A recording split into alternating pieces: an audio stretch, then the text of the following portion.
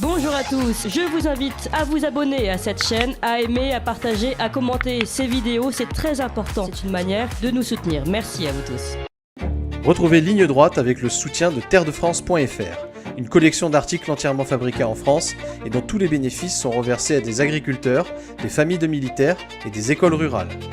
terredefrance.fr. C'est donc le think tank américain Marco Polo, le think tank, le laboratoire de pensée pour parler français, puisque nous sommes ici des protecteurs de la langue française, mais il s'agit bien d'une affaire américaine. Donc ce laboratoire de pensée Marco Polo a publié le 20 octobre dernier un rapport sur l'affaire de, vous savez, l'ordinateur de Hunter Biden, dont on a déjà parlé ici, Hunter Biden, qui est le fils du président américain Joe Biden. Un rapport très documenté qui met en cause le fils du président de la République sur plus de 630 pages avec tout simplement un certain nombre de crimes, 459 documentés par ce think tank Marco Polo et pas des moindres, détention illégale d'armes à feu, achat, possession, usage de stupéfiants, fraude fiscale, détournement de fonds pour plusieurs millions d'euros, collusion, conflit d'intérêts au niveau national, prostitution, voilà, avec des relations consenties ou pas avec mineurs. Donc une bombe, en tout cas, qui devrait faire l'effet d'une bombe à quelques jours désormais des élections des midterms, puisque le mardi 8 novembre prochain, les Américains seront appelés à renouveler l'ensemble de la Chambre des représentants et un tiers du Sénat. Alors la bombe va-t-elle vraiment exploser ou va-t-elle faire pchit sous la pression démocrate ou sous la pression médiatique ? Je rappelle que cette affaire Hunter Biden n'est pas nouvelle, elle avait commencé à sortir juste avant les élections américaines des présidentielles, notamment publiées par le New York Post, et qu'elle avait été dénigrée à ce moment-là par l'ensemble de la classe médiatique, censurée par les réseaux sociaux. Et puis un an après, même le New York Times a reconnu que finalement l'affaire, le contenu de ce dossier sur Hunter Biden dans le laptop de Hunter Biden était la vérité. Comme quoi, un an après, la vérité des pourfendeurs de vérité est reconnue. Alors pour en parler aujourd'hui, pour parler de cette affaire gravissime qui pourrait faire balancer également les élections des midterms, nous sommes avec Charles Gave. Bonjour Charles Gave. Bonjour. Merci beaucoup d'être avec nous ce matin. Vous êtes financier, entrepreneur et fondateur de l'Institut des Libertés. Et nous sommes également avec Stanislas Berton. Bonjour Stanislas Berton. Bonjour Clémence, bonjour Charles. On vous connaît bien, vous êtes spécialiste des risques systémiques et analyste des effets du mondialisme et auteur de ces 3 livres, Être français, l'être est ma sœur, L'homme et la cité, volume 1 et 2, et La France retrouvée, le tout aux éditions Le Temps retrouvé. Alors, peut-être pour commencer, je vais demander à Stanislas Berton de nous donner un petit peu plus d'indications sur ce rapport Marco Polo. Oui, merci Clémence. Alors déjà, avant de rentrer dans le vif du sujet, je voudrais vous remercier parce que ça fait une semaine que j'ai abordé donc le sujet de ce rapport à l'antenne d'André Berkoff et personne ne s'est emparé du sujet dans les grands médias. Donc on a quand même un sujet, comme vous l'avez dit, qui est explosif, qui est un scandale de corruption qui est plus important que le Watergate, d'une magnitude absolument bien supérieure. Et personne n'en parle. Donc il y avait André Berkoff, aujourd'hui vous, mais le silence sur ce sujet est absolument assourdissant. Et c'est là d'autant plus étonnant, Stanislas Berton, que ce rapport a été donc envoyé par le think tank Marco Polo à l'ensemble des sénateurs, des parlementaires du Congrès américain. Donc maintenant, on ne peut pas dire qu'ils ne savaient pas. Oui, et puis surtout, on ne peut pas dire que c'est, alors au choix, un complot des Russes, une élucubration de complotistes, puisque tout est sourcé. Il faut quand même que les auditeurs comprennent que ce rapport peut être consulté en accès libre. Il n'est pas réservé aux journalistes ou même à des élus. On peut le télécharger. J'ai donné les liens sur les réseaux. Les gens peuvent le trouver très facilement. Et il est documenté, sourcé. C'est un travail d'enquête qui a pris presque un an, plus d'un an, je crois même, 16 mois, et qui est sourcé, documenté, images à l'appui. Ils ont analysé des centaines de milliers d'emails, de conversations, des photos, des uploads de vidéos sur Internet. Enfin, c'est vraiment un travail de documentation qui est en béton armé, qui ne peut pas être contesté. Un travail qui aurait pu être celui de la CIA, par exemple. Oui, ou même celui d'une cellule d'investigation d'un grand journal à l'époque où les journalistes faisaient encore leur travail. Alors, revenons sur ce que contient ce rapport avant de donner la parole à Charles Gave et son analyse. Stanislas Bertrand. Oui, alors, sur ce rapport, oui, tout à fait. Alors en fait, il a été fait par le think tank, donc vous l'avez dit, Marco Polo qui est dirigé entre autres par Gareth Ziegler, qui était un ancien de l'administration de Trump. Et en fait, ce rapport, c'est le contenu, comme vous l'avez dit, de l'ordinateur d'Hunter Biden, donc le fils du président Joe Biden, qui en 2019 dépose cet ordinateur chez un réparateur informatique qui, en essayant de sauver les dossiers, se rend bien compte qu'il y a des choses très graves qui sont sur cet ordinateur, qui contacte le FBI, et après le FBI se sent que le dossier est vraiment explosif, aussi bien politiquement qu'au niveau de l'ampleur de la corruption qu'il révèle, et en fait tout le monde essaye un peu de se refiler le bébé, et finalement le contenu de cet ordinateur arrive entre les mains de ce think tank qui voit que personne ne s'empare de ce sujet, et donc qui se lance avec toute une équipe dans l'analyse du contenu et qui propose aujourd'hui une synthèse de ce contenu. Charles Gave, ce contenu, on l'a dit, détient des éléments gravissimes pour Hunter Biden. Mais aussi pour son père. Et pour son père, on va y revenir. Est-ce que donc vous-même, vous avez également pris connaissance de ce rapport. Quel est le plus grave selon vous, qui est le contenu dans ce rapport ? Mais je vais vous répondre en bottant en touche, selon la vieille expression. Ce qui m'ennuie le plus, ce qui se passe, c'est qu'on se rend compte que le ministère de la Justice aux États-Unis, qui est chargé de poursuivre, est complètement dans les mains des démocrates. C'est-à-dire, ce qu'il y a de plus affreux là-dedans, c'est que ce rapport avait été déposé au FBI, d'après mes souvenirs, 1 an avant l'élection présidentielle américaine, et il a été complètement enterré. C'est-à-dire que c'est pas qu'il s'est promené dans les... C'est-à-dire qu'on ne l'a pas vu, puis ensuite, en fin de parcours, comme rien ne se passait, Giuliani a eu accès à une copie du rapport. Et donc, à ce moment-là, Giuliani a essayé de le faire sortir, c'est sorti dans le New York Post, et le New York Post a été littéralement interdit d'Internet. Tout à fait. En attendant que l'élection présidentielle se passe. Dénigré et interdit des réseaux sociaux. Et interdit des réseaux sociaux, complètement interdit, par Zuckerberg et compagnie. Donc on est dans un monde très curieux, où l'administration américaine est ainsi faite que c'est le ministère de la Justice qui doit poursuivre. Mais il y a quelque chose qui ressort de l'élection de Trump, pendant son pouvoir, c'est qu'il n'a jamais réussi à reprendre le contrôle du ministère de la Justice. Le FBI, par exemple, a travaillé contre lui, tout le temps. Il y a eu ce fameux rapport où on essayait de montrer qu'il était un agent russe, et puis ça n'a rien donné. Le rapport Mueller, ça n'a rien donné. Donc, si vous voulez, ce qui m'étonne le plus dans tout ce qui s'est passé là, c'est le fait qu'un président des États-Unis ne soit pas obéi par son administration. Par exemple, à ce jour, et c'est pas dans le rapport non plus d'ailleurs, on ne sait pas qui a décidé de déclencher une enquête du FBI contre le président élu. Il s'est retrouvé avec une enquête contre lui, sans qu'il ait été prévenu. Là, vous parlez du président Trump. Je parle du président Trump, et sans qu'il ait été... Et personne n'a jamais dit qui avait ordonné cette enquête.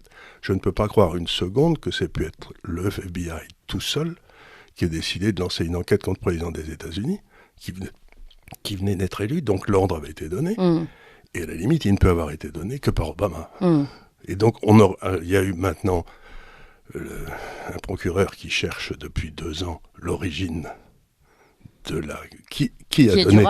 Durham le procureur Durham, qui a donné cet ordre, et on ne le sait pas. Et donc pendant 4 ans... Et là, pour le moment, le procureur Durham travaille toujours. Il travaille toujours, mais pour l'instant, non, il n'est pas mis, mais pour l'instant, il a épinglé 2 ou 3 lampistes, mais on n'a pas réussi à remonter jusqu'à la personne qui a donné l'ordre.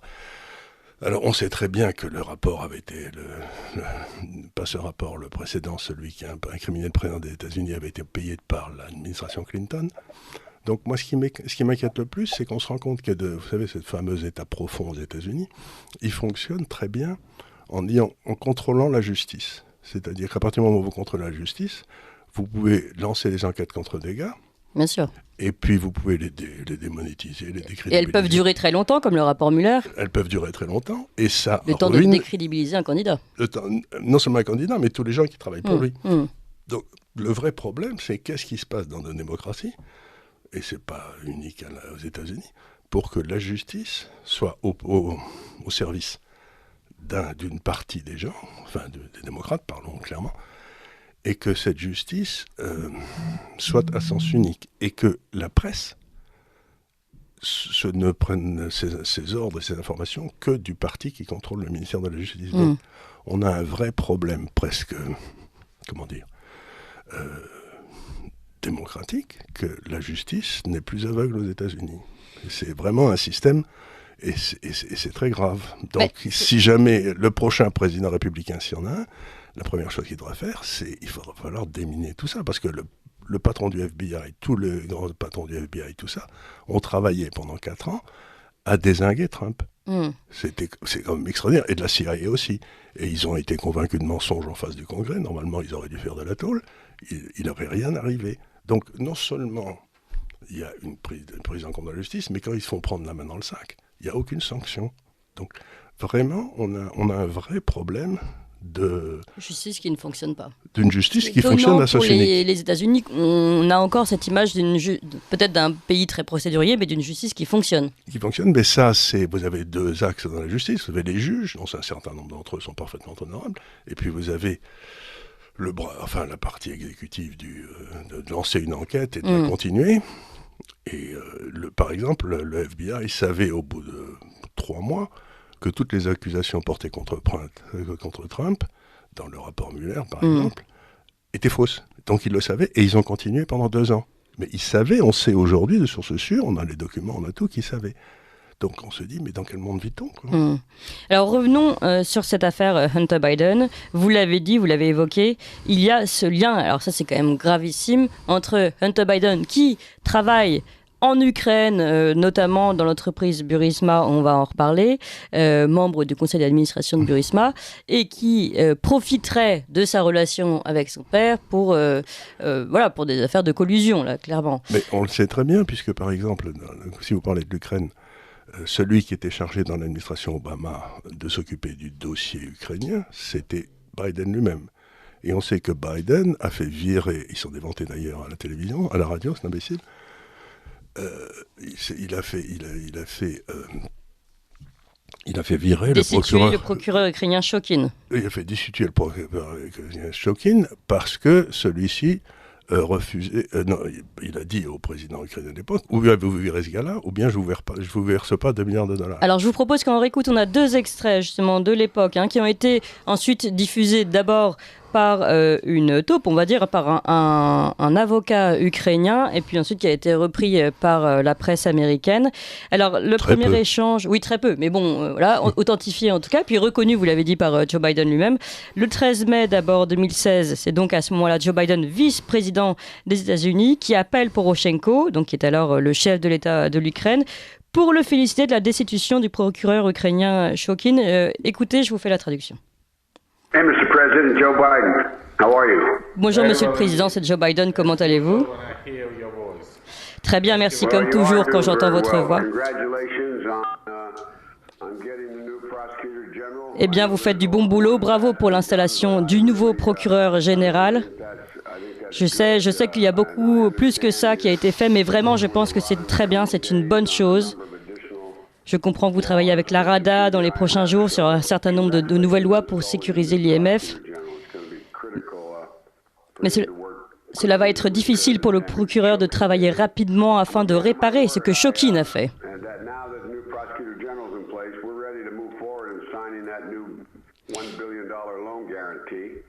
Je suis un homme de parole et maintenant que le procureur général est en place, donc le nouveau procureur général, nous allons pouvoir signer le prêt de $1 milliard.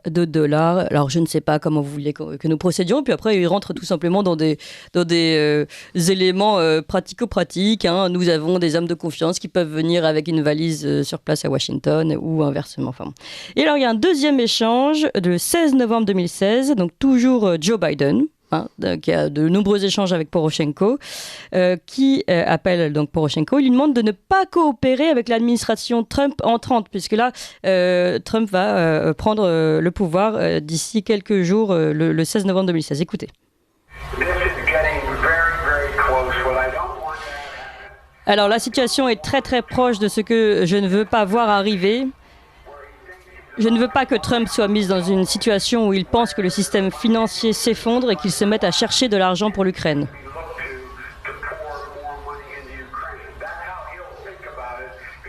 C'est ce sur quoi nous allons nous pencher avant qu'il ne soit suffisamment installé pour connaître les détails. Donc là, vous avez une journaliste qui décrit l'échange. En d'autres termes, Biden ne veut pas que l'Ukraine demande de l'argent à Trump, car en faisant ça, il pousserait Trump à découvrir certains détails. Et donc Biden reprend.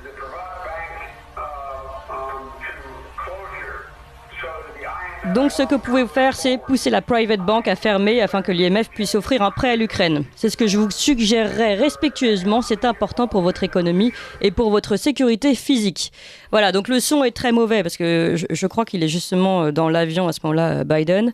Mais vous comprenez quand même que ce sont des échanges gravissimes, encore une fois. D'abord, il y a une tentative de corruption, ensuite il y a une menace, et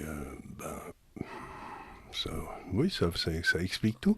Mais ce qu'il y a d'extraordinaire, c'est de voir que cet homme dit des choses dont il sait qu'elles sont gravissimes. Donc il se sent complètement à l'abri de toute poursuite. Donc il se sent sans doute parce que il y a le FBI et la CIA qui n'ont dit qu'il lui arriverait rien.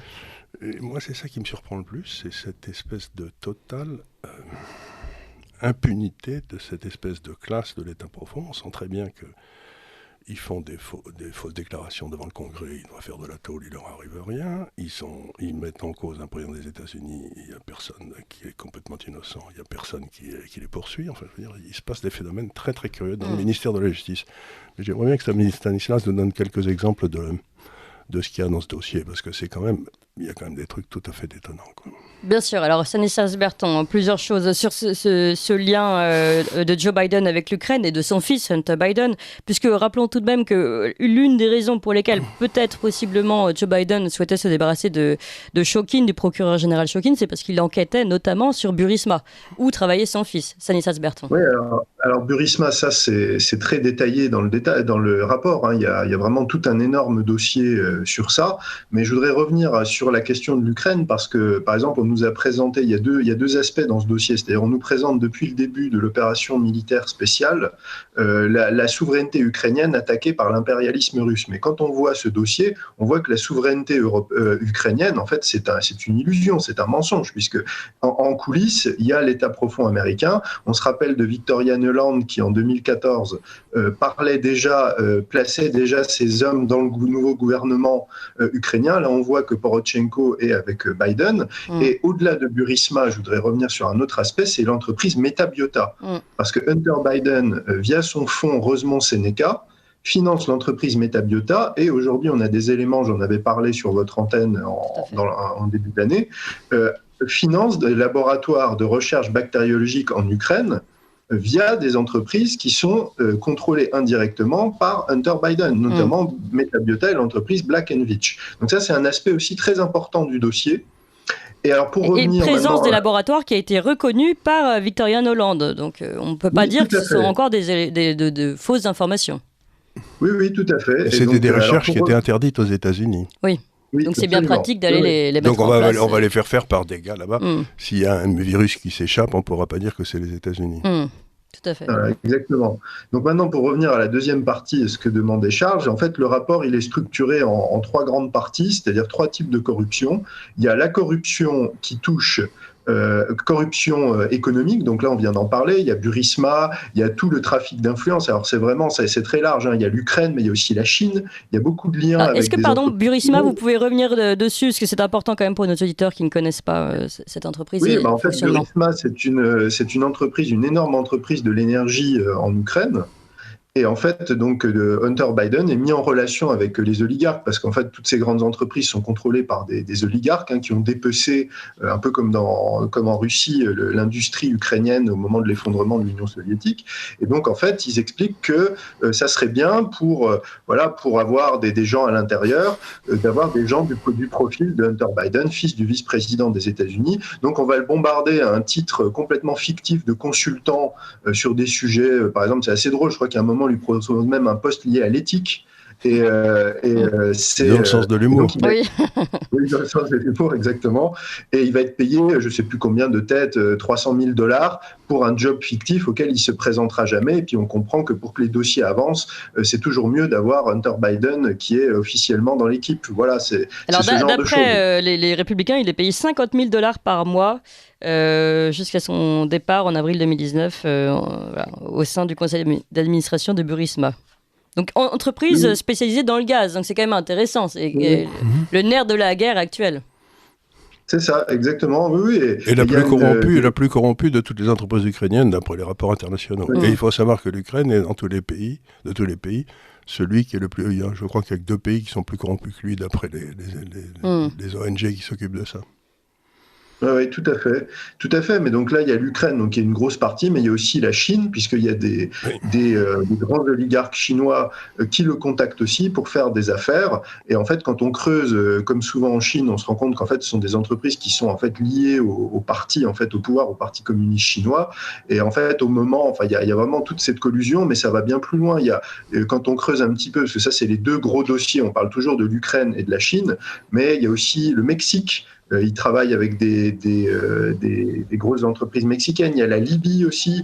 Il y a plein de pays comme ça. Donc ça, c'est vraiment la partie corruption et trafic d'influence. Et il y a plusieurs éléments du rapport. Je ne vais pas rentrer dans le détail parce qu'on pourrait dire beaucoup de choses, mais où on voit que Joe Biden lui-même est dans la boucle de ces discussions, et notamment le célèbre email où il y a écrit 10% for the big guy, c'est-à-dire on va donner 10% au big guy, et dans le contexte de l'email, c'est évident que c'est bien sûr de Joe Biden dont on parle.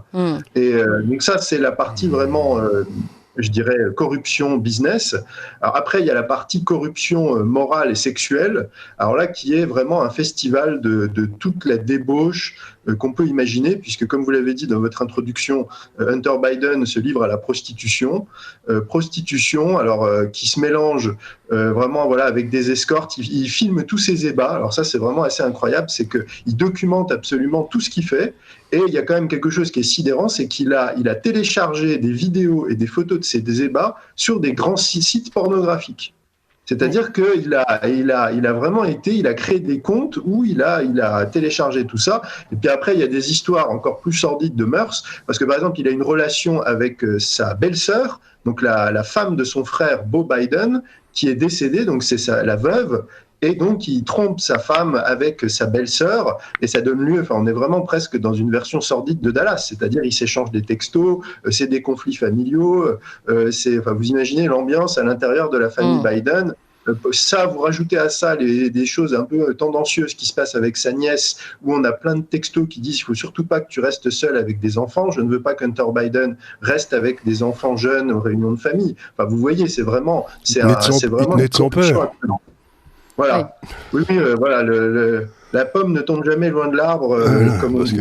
Mais ce qui est en fait très inquiétant dans ce dossier de corruption sexuelle, parce qu'on a parlé de corruption commerciale, on va dire, mais au niveau national. Donc là, on peut vraiment voir ce qui est très grave pour l'intérêt de l'État américain, puisqu'on voit ces échanges et ces influences dans d'autres pays. Mais pour la corruption sexuelle, c'est que finalement, ça peut être une monnaie de chantage aussi contre Joe Biden. C'est évident, ça peut être une monnaie de chantage. Mais aussi, on peut dire aussi que le frère du président a bénéficié de contrats en Irak, etc., quand il y avait la guerre en Irak, immobiliers qui sont absolument gigantesques, alors qu'il n'avait jamais fait d'immobilier de sa vie. Donc le jeune Biden a des contrats de consultant pétrolier, alors qu'il ne saurait pas reconnaître le diesel de l'essence. et le frère qui n'a jamais fait d'immobilier a des contrats gigantesques en Irak. Donc il semble bien que la corruption... Mais ce qu'il y a de plus extraordinaire, c'est que tout ce que je vous dis là, on le savait avant l'élection. Et que la presse s'est tue. Moi, ce qui me paraît extraordinaire, c'est le silence de l'homme. Cette complicité. Cette complicité de la presse extraordinaire. On va en reparler, et puis on va justement voir si ce rapport Marco Polo peut, lui, avoir un certain effet avant les midterms. Et pourquoi, d'ailleurs, on peut enfin parler de ces sujets-là maintenant. Eh bien, on en parle après ce Flash Info. Il est 8h01 sur Ligne Droite, et nous retrouvons Emmanuel Noël. Ligne droite, le témoin a dit la vérité. Il doit être exécuté. La table ronde. Je rappelle, pour ceux qui reprennent cette table ronde seulement maintenant que le think tank Marco Polo, le laboratoire de pensée américain, a publié le 20 octobre dernier un rapport sur l'affaire de l'ordinateur de Hunter Biden, avec donc un rapport très très documenté, avec plus de 630 pages, mais surtout 459 crimes répertoriés, détention illégale d'armes à feu, possession, usage de stupéfiants, fraude fiscale, détournement de fonds, collusion, conflit d'intérêts au niveau national, prostitution, criminalité sexuelle, voilà rien que cela pour résumer seulement. Et donc pour en parler, nous sommes toujours avec Charles Gave, financier, entrepreneur, fondateur de l'Institut des Libertés, et Stanislas Berton, spécialiste des risques systémiques, analyste des effets du mondialisme, et ce dernier livre de Stanislas Berton, La France retrouvée, aux éditions Le Temps retrouvé. Alors, nous commencions à évoquer, depuis le début d'ailleurs, mais la question de l'impunité, de la complicité des médias, puisque c'est une affaire qui finalement n'est pas nouvelle. Elle a déjà été publiée par notamment le New York Post un an après. C'est ça, c'était un an, Charles Gave, avant les élections présidentielles américaines. Non, le dossier, l'ordinateur avait été déposé un an avant, puis il a été mis. On l'a pas vu arriver. Enfin, il a disparu dans le FBI, mais le gars avait fait des copies et il a donné ses copies un mois avant l'élection présidentielle américaine. À Giuliani. À Giuliani, ce qui a fait exploser le truc. Mais voilà. Un mois avant, donc suffisamment tôt normalement pour pouvoir changer le cours d'une élection. Mais la CIA et le FBI ont dit que c'était une manœuvre russe. On dit que c'était une manœuvre russe. Donc ils ont encore une fois menti, ils n'en savaient pas plus. Ils ont assuré le Congrès que c'était un tissu de mensonges, etc. Donc, le vrai problème, c'est que vous avez par exemple le ministère de la Justice, le ministre de la Justice aujourd'hui qui s'appelle Garland, qui était un gars qui aurait dû être à la Cour suprême, mais il y avait eu des manœuvres pour l'empêcher d'y arriver, parce que les démocrates n'avaient pas la majorité au Sénat à l'époque, donc on avait attendu 6 mois l'élection, puis c'est Trump qui a choisi le suivant. Et donc ce ministre de la Justice aurait dû être à la Cour suprême.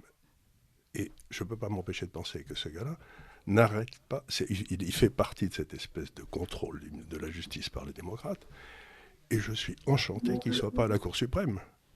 Parce que aurait-il été à la Cour suprême, si vous voulez, c'était un juge dont on savait qu'il votait en fonction d'idéologies stupides.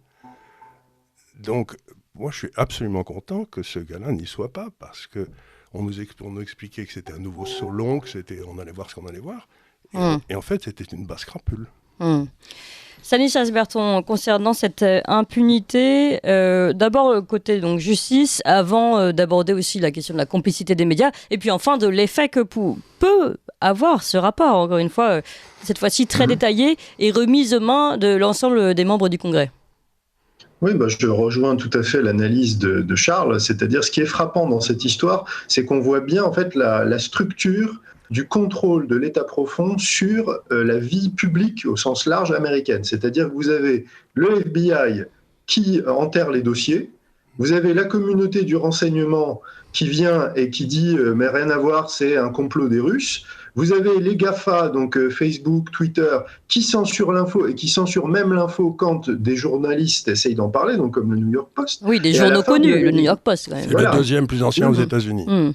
Exactement. Et vous avez en bout de chaîne les grands médias, donc les médias de masse, qui ne parlent pas de l'affaire, et on le voit d'ailleurs encore aujourd'hui en France, puisque même en France, a priori, on pourrait dire c'est une affaire qui nous concerne que de manière indirecte, eh bien le simple fait de l'évoquer, personne n'en parle. Donc on voit comment une information capitale peut être complètement supprimée, et en fait, donc les gens en fait ne sont pas informés, les gens ne sont pas conscients de ce qui se passe réellement et de la nature profonde des gens qui prétendent les diriger. Est-ce qu'on peut se poser la question, le contrôle de la justice, il n'existe pas en France ? Parce qu'on a quelques histoires qui traînent dans les dossiers, je ne sais pas. Oui, c'est vrai qu'on peut comparer les différentes rapidités, vélocités sur certaines affaires et d'autres. La rapidité avec laquelle on a traité Fillon. L'affaire Fillon. Oui. Et puis la lenteur d'un certain nombre de procédures qui doivent avoir lieu. Qui concernent les membres du gouvernement macroniste, par exemple. Voilà, dont le ministre de la Justice. Donc, si vous voulez, on sent bien que cette espèce de contrôle de la justice, les États profonds ont compris qu'il ne peut rien leur arriver s'ils contrôlent la justice. Mais est-ce que ça peut tenir encore longtemps ? Et deuxième question, Stanislas Berton, c'était le deuxième volet de ma question de tout à l'heure.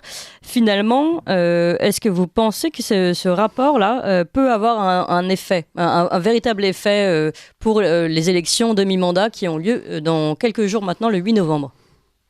Mais oui, mais en fait, ça s'inscrit dans un cycle très long, c'est-à-dire qu'on voit comment en fait ce rapport il chemine. Il aurait pu impacter la présidentielle de toute évidence. On a compris son impact. Là, il sort maintenant avant les mi-termes, et c'est ce que je répète souvent, c'est qu'il y a quelque chose qui a changé aux États-Unis. C'est-à-dire qu'on voit de manière assez subtile qu'il y a des décisions qui arrivent. Par exemple, là, en début d'année, on a eu l'abrogation par la Cour suprême de Roe versus Wade, de cet arrêt sur l'avortement. Ça, c'était un casus belli, c'était une déclaration de guerre. Les démocrates et les progressistes avaient dit qu'ils mettraient le pays à feu et à sang si cet arrêt était abrogé. Donc là, ça s'est passé. Il y a eu quelques manifestations, mais pas de l'ampleur de Black Lives Matter ou équivalent. Donc là, ça prouve que quelque chose a changé. Là, il y a ce rapport sur Hunter Biden qui sort. La parole se libère. Il y a dans un tout autre registre, par exemple récemment, quelqu'un comme Kanye West qui parle de la corruption et des moyens de pression qu'on a sur les artistes, sur les acteurs, qui libère la parole, qui fait aussi scandale aux États-Unis. Donc il y a un peu une chape de plomb qui est en train de se lever. Et je pense qu'en fait, la publication de ce rapport s'inscrit dans cette tendance-là. Alors après, en ce qui concerne les midterms en tant que tels, moi je voudrais quand même rappeler un sujet qui m'est cher, c'est qu'il y a toujours ce que disent les Américains, the elephant in the room, le gros sujet qui est dans la pièce, c'est la fraude électorale, parce qu'il y a quand même tous ces soupçons de fraude qui ont entaché la présidentielle de 2020, et en fait, qu'est-ce qui s'est passé depuis ? Et en fait, ce qui est intéressant, c'est qu'il y a une dichotomie entre le peuple qui dit, mais attendez, il faut résoudre le problème du système électoral américain qui doit être réformé en profondeur avec des propositions très concrètes, et le think tank Marco Polo a fait des propositions en ce sens, notamment pour sécuriser le processus électoral américain, et vous avez les républicains et l'élite qui disent non, il faut passer à autre chose, 2020 c'est le passé, circuler, il n'y a rien à voir. Et donc ça, c'est une vraie question, parce qu'il y a une grosse partie de l'électorat américain, dont des partisans de Donald Trump, qui disent non mais attendez, là 2020 c'est pas réglé, la justice n'a pas fait son travail, les preuves de la fraude électorale n'ont pas été examinées, le processus, là j'ai vu récemment en début de semaine, le système de vote par correspondance et de early voting, c'est-à-dire on peut voter en avance aux États-Unis, il y a déjà des centaines de milliers de bulletins qui sont dans la nature, et ça va poser encore un énorme problème. Et moi, j'étais intervenu sur le documentaire, notamment 2000 mules, qui avait révélé la fraude qui existait, notamment liée au vote par correspondance. Et là encore, tout ça a été démontré. Donc, il y a quand même ce sujet qui mérite d'être abordé. Il faut quand même avoir conscience que le processus électoral aux États-Unis est loin d'être transparent et intègre. Alors, Charles Gave, deux questions. Celle sur les fraudes électorales, notamment, qui peuvent avoir lieu pour les midterms et qui n'ont pas forcément été réglées des dernières élections. Et deuxième question, puisqu'on parlait de cette chape de plomb qui se lève aujourd'hui autour de cette affaire Hunter Biden, est-ce que finalement, si elle se lève, est-ce que ce n'est pas aussi de l'intérêt de certains démocrates, ou peut-être de l'État profond, qui souhaitent se débarrasser d'un Joe Biden un peu encombrant ? Oui, mais vous savez, ça me rappelle quand il y avait Nixon et Agnew. Agnew, c'était quelqu'un dont plus personne ne se souvient, qui était le vice-président à l'époque, mais qui était complètement corrompu. Et ce qui s'était passé, c'est qu'il y avait des gens qui avaient dit « Oui, mais attention, si on se débarrasse de Nixon, on va se retrouver avec Agnew. » Donc, c'était bien pire. Donc, ils se sont dit, il y avait des t-shirts où il y avait marqué la principale protection de Nixon, vous mettiez Agnew de l'autre côté. Donc, c'est assez rigolo. Et là, le problème, c'est que si vous virez Biden, qui vous avez ? Michelle Obama ? Non, c'est Kamala Harris, d'après la Constitution. Ah oui, d'après la Constitution, oui. Non, mais attends, alors si quelqu'un dont personne ne veut, parce qu'elle est à la limite de la déficience mentale, donc on a collé, cet État profond a réussi à coller à la tête des États-Unis un type qui devenait gâteux, et une autre qui était mais alors complètement incapable. Oui, mais est-ce que c'était pas volontaire, c'est ce que je veux dire. Je veux bien, mais la question que ça pose, qui pour moi est essentielle, si le type est gâteux et que l'autre est incapable, qui prend les décisions aujourd'hui de taper sur l'Ukraine, de faire ceci, de faire cela ? Qui est la personne qui donne les ordres ? C'est pas le président, puisqu'il est gâteux. C'est pas la vice-présidente, puisque d'abord c'est pas dans ses pouvoirs. Alors qui, ensuite, selon vous ? Je sais pas. Et justement, j'aimerais savoir cette politique quand même très agressive des États-Unis à l'extérieur. Qui en a donné l'ordre ? Et là encore une fois, on ne sait pas. Donc, si vous voulez, j'ai l'impression qu'il y a des gens qui ont pris le pouvoir dans l'ombre, là, et on ne sait pas ce qu'ils font. Alors, pour revenir à la fraude électorale, Il faut savoir que le nombre de voix qui ont séparé Biden et Trump dans la dernière élection présidentielle, c'était 70 000 dans des endroits extrêmement bien choisis, c'est-à-dire que suffisamment pour faire basculer un État, mais alors que les gens qui étaient à 10 km, qui étaient dans un autre État, votaient de façon complètement différente. Donc, comme vous le dites, il y a beaucoup de présupposés de fraude. Mais là encore, on est tombé sur un blocage terrible. Et pour une raison alors qui est un peu compréhensible, c'est que l'ordre judiciaire américain, les juges, etc., n'aiment pas du tout intervenir dans des élections dont les résultats ont été proclamés. Parce que ça ressemble trop à un coup d'État judiciaire, si vous voulez. Oui. Donc, c'est pas facile quand vous êtes un juge, que le sénateur a été élu, le président a été élu officiellement, de dire écoutez, non, ça marche pas, on va recommencer. On voit même pas comment ça marche. Et en revanche, un rapport aurait pu être publié sur les sujets des fraudes afin de progresser sur les prochaines élections. Oui, mais il y a eu quelque chose qui a été changé, c'est un peu partout. Vous avez par exemple la Géorgie, qui était dans de ces endroits qui ont basculé, où on a changé la loi électorale. Parce qu'il faut savoir que la loi électorale aux États-Unis est du ressort de chacun des 50 États. Donc vous pouvez avoir une loi électorale ici qui permet le vote par correspondance, et puis une autre à côté qui ne le permettra pas. Donc c'est du ressort de chaque parlement. Vous savez qu'il y a 50 parlements, et en général du gouverneur local. Donc il y a beaucoup de travail qui a été fait, je dirais, dans les États républicains, comme le Texas, la Géorgie, etc. Dans les États démocrates, il y en a eu très très peu. D'accord, intéressant. Il y a eu, dans les États démocrates, les élections sont toujours parfaitement honorables. Il n'y a jamais aucun problème, il ne faut pas se faire de soucis, tout va bien. On pourrait faire d'ailleurs une comparaison avec ce qui s'est passé récemment au Brésil, mais bon, c'est pas notre sujet. Stanislas Berton, alors pour revenir d'abord sur l'homme de paille, peut-être le côté Joe Biden, homme, on va dire, lige de peut-être d'autres personnes derrière qui, tiennent vraiment les manettes. Qui a pris la décision notamment d'aller plus loin dans cette guerre en Ukraine, notamment c'était la question que posait Charles Gave, qu'en pensez-vous ? Moi, mon travail sur le mondialisme, c'est vraiment, on est au cœur du sujet, c'est-à-dire que on voit qu'il y a ces grandes institutions qui sont derrière, qui sont des think tanks, qui sont des cercles d'intérêt. On peut citer par exemple aux États-Unis, il y a le Council on Foreign Relations, par exemple, il y a la Round Corporation, il y a puis c'est toute une histoire qui remonte. Il y a les réseaux, par exemple les réseaux de Kissinger.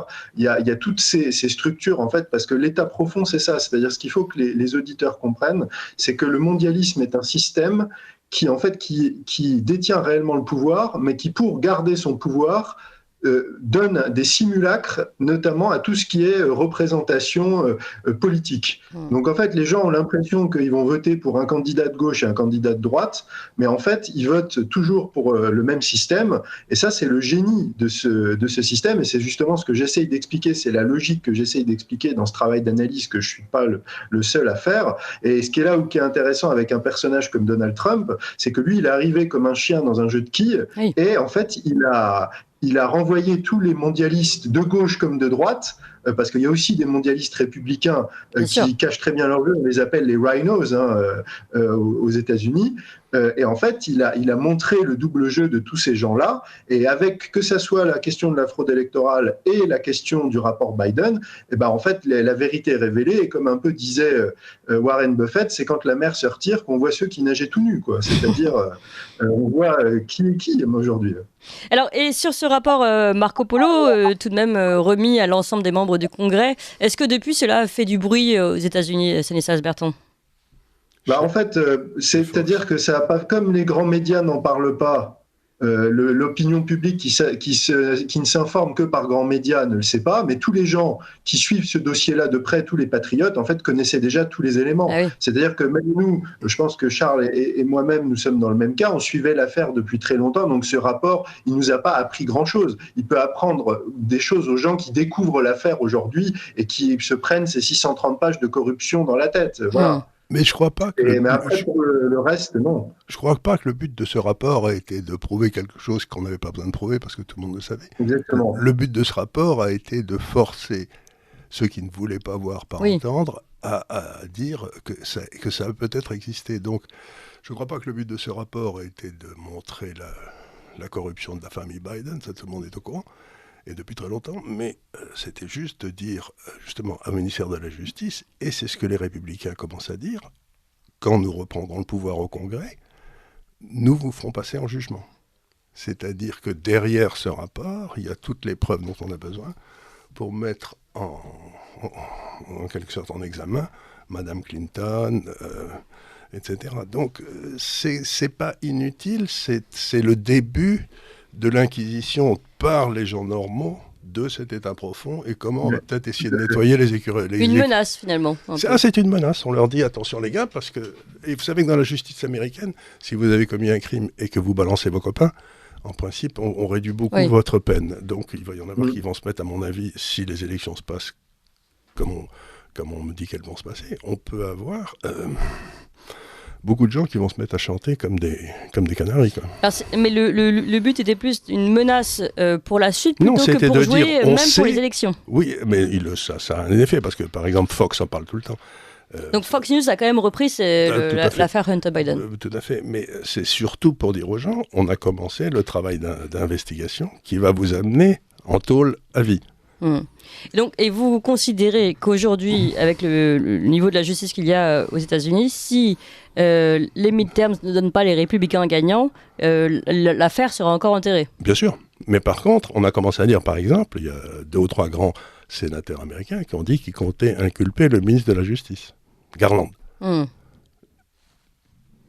dernier ministre de la Justice qui a été inculpé, ils vont s'en souvenir, c'était Mitchell qui était au moment du Watergate. Oui. Donc ça rappelle des vieux souvenirs. Ah oui, tout à fait.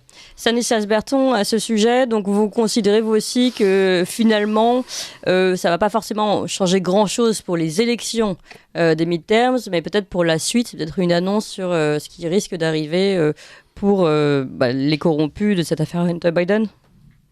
Oui, mais c'est ce que j'ai dit tout à l'heure, c'est-à-dire c'est un mouvement de fond, c'est-à-dire qu'il y a justement ces réseaux mondialistes qui sont en train d'être vraiment attaqués, démantelés, leur réalité apparaît, et alors elle apparaît de façon progressive. Et je prends toujours cette métaphore, c'est-à-dire que quand les gens vivent dans une espèce de réalité parallèle, dans un mensonge, vous ne pouvez pas arracher le bandeau des yeux et leur mettre la lumière crue en pleine tête d'un seul coup, parce que sinon, voilà, c'est trop fort. Donc moi, ce que je vois depuis un moment, c'est qu'en fait, on distribue la vérité à petite dose homéopathique. C'est-à-dire que petit à petit, il y a des révélations qui sortent dans des secteurs différents et qui petit à petit aident les gens, aident le grand public qui ne connaît pas du tout ces sujets à comprendre en fait l'ampleur de la corruption, la réalité, la nature profonde des gens qui dirigent le système aujourd'hui. Et en fait, c'est un travail de fond qui se fait par étapes. Et moi, je pense qu'en effet, le rapport de Marco Polo s'inscrit dans ce processus plus large qui est en train de toucher les États-Unis, mais aussi la France et le monde. Et finalement, vous êtes assez optimiste sur une forme de révélation au grand jour des... Oui, mais tout à fait. Je suis très optimiste et je suis justement, j'aime beaucoup cette parole de l'Évangile qui dit « Vous connaîtrez la vérité et la vérité vous rendra libre ». Oui, c'est ce que disait Jean-Paul II tout le temps. Mais alors, il y a aussi autre chose qu'il faut dire, c'est qu'il faut savoir que Biden représente un peu, dans la partie État profond, l'industrie de l'armement. Avec les Clinton, mais Madame Kamala Harris représente le 2e grand corrupteur des États-Unis, qui est l'industrie de la santé. Les Pfizer de ce monde. Donc, pour l'instant, on est en train de nettoyer l'état profond lié à l'armement, qui fait très bonnes affaires en ce moment en Ukraine, par exemple. Oui. Mais il y aura un 2e état profond à nettoyer derrière, ce sera celui de la santé. Mais ça, on s'attaque qu'à un truc à la fois. Donc, parce que je voudrais qu'on revienne d'ailleurs sur cette affaire Biden. Donc, vous l'expliquiez tout à l'heure, Charles Gave, que finalement, Joe Biden est depuis longtemps le spécialiste de l'Ukraine. Enfin, en tout cas, la personne détachée pour l'Ukraine aux États-Unis. Par Obama, c'était lui qui s'occupait de ça, oui. Oui. Depuis bien longtemps, avec les éléments dont on a déjà parlé, c'est-à-dire le développement notamment d'entreprises gazières et donc peut-être aussi de systèmes d'armement, enfin d'achat d'armement américain. D'achat d'armement américain, puis il faut savoir que l'Ukraine avait aussi une industrie d'armement légère, etc., qui a beaucoup travaillé au moment où les États-Unis ont essayé de faire tomber la Libye, parce qu'il y a plein, la Libye et puis ensuite la Syrie, il y a plein d'armes qui ont transité à partir des États de l'Ukraine, qui filaient en Libye, puis ensuite qui filaient en Syrie, pour essayer de déstabiliser les Assad. Et il faut savoir aussi que ceux qui ont arrêté le contrôle de la Syrie, ça a été les Russes. Les forces russes ont fait reculer les Américains à ce moment-là. Donc c'est pour ça qu'ils détestent. Il y a déjà cette vieille opposition. Mais c'est pour ça qu'ils détestent Poutine, parce qu'il les a coincés 2 ou 3 fois en Géorgie, en Syrie, etc. Donc il faut se débarrasser de cet empêcheur de danser rond. Stanislas Berton, sur le rôle des Biden en Ukraine depuis toujours, on a parlé de l'armement, on a parlé un peu du gaz, et vous parliez également de l'influence des Biden, de Hunter Biden, dans cette entreprise, pour le coup là c'est la santé, le laboratoire biologique, bactériologique. Oui, tout à fait. Via Metabiota, il y a aussi une entreprise qui s'appelle Black & Veatch, qui est beaucoup moins connue que Metabiota. Mais en fait, ce qu'expliquait très bien Charles, c'est qu'il faut voir que toutes les pièces du puzzle en fait sont connectées. C'est-à-dire que, par exemple, c'est lié à la géopolitique, en effet, avec la Syrie, avec la Libye. Là, dans l'affaire, par exemple, Metabiota, celui qui dirigeait Metabiota, c'est Nathan Wolf. C'est quelqu'un qui était proche de Ghislaine Maxwell, donc la compagne de Epstein. Donc vous voyez, c'est un petit monde. Et quand vous travaillez sur ces dossiers, vous retrouvez toujours les mêmes noms, les mêmes figures. Et en fait, vous voyez que c'est un système qui se tient. Et c'est pour ça que je dis toujours, le mondialisme, c'est une mafia. Et c'est une mafia qui fonctionne exactement comme la mafia, avec des grandes familles mafieuses, donc dont les Biden font partie. Et en fait, cette mafia, elle a ses branches, elle a un peu ses tentacules dans chaque pays. Et en fait, ce qu'on voit aujourd'hui, c'est que ces tentacules sont en train d'être méthodiquement coupés secteur par secteur et qu'on ne peut pas comprendre. Par exemple, l'affaire Biden aux États-Unis, sans comprendre ce qui se passe en Ukraine, sans comprendre ce qui se passe avec la partie bactériologique, sans comprendre les histoires de chantage et de mœurs qui sont l'affaire Epstein. Vous voyez, c'est tout un système interconnecté et ce qu'il faut essayer de montrer aux gens qui s'intéressent à ces sujets, c'est comment tout ça fait système. Alors, il y a une question importante, par exemple, puisqu'on parle d'Epstein, c'est que, bon, Epstein, il s'est suicidé d'une balle qu'on lui a tirée dans la tête, si je veux dire, selon la formule célèbre. Dans une prison très surveillée, mais les 2 caméras ne marchaient plus. Je ne sais pas, c'est bien triste, mon pauvre monsieur. Mais ce qu'il y a d'extraordinaire, c'est qu'on a la liste, le ministère de la Justice, de tous les gars qui ont pris l'avion d'Epstein pour aller dans l'île, là-bas. On a la liste. Avec certains noms français, d'ailleurs. Oui, et qu'est-ce qu'on attend pour poursuivre ces gars-là? Parce qu'ils ont tous été pédophiles. Donc, qui on attend? Le président Clinton en faisait partie, etc. Donc là encore, on voit un autre scandale, le scandale Epstein, qui est bloqué au ministère de la Justice. Donc, mais pas seulement américain, là, même en France, on a les éléments. On a les éléments, mais il ne se passe rien. Oui, personne. Jean-Luc Brunel, Jean-Luc Brunel qui était le... Pardon. Il est mort aussi, celui-là, non? Il est mort en prison, c'est la prison dans la santé. Il est mort lui aussi en prison en France, qui était le numéro 2 d'Epstein, qui était son rabatteur, qui rabattait des mannequins français pour son agence, qui envoyait de la chair fraîche. Il est mort aussi dans des circonstances mystérieuses. Et il avait le point de chute d'Epstein en Europe, c'était l'appartement de Brunel, avenue Foch.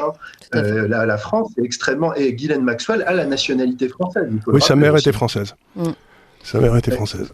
Ouais, ça pose beaucoup de questions. J'ai une dernière question, peut-être un peu naïve. Est-ce que finalement la guerre en Ukraine... il se trouve que c'est justement sous Joe Biden, qui était le monsieur Ukraine de Barack Obama. Est-ce que si ce n'avait pas été Joe Biden, les choses se seraient passées différemment? Les choses se seraient passées différemment, bien entendu. Mais ce qu'on peut dire, c'est que, imaginez qu'il y a des traces profondes d'une éventuelle corruption de la famille Biden en Ukraine. Mais à ce moment-là, je suis bien certain que les services secrets ukrainiens sont au courant. Et qui font savoir qu'on ferait bien de défendre l'Ukraine, parce que sinon, on va lâcher tout le dossier sur Biden et sa famille. Donc, à partir du moment où un président des États-Unis est compromis à ce point-là... Tout le monde se tient par la babichette, en fait. C'est pas ça, c'est que les services secrets ou les puissances doivent dire où tu fais ce qu'on me dit. Ou on balance. Ou on te balance. Non, mais ça me paraît de la bonne mafia, non?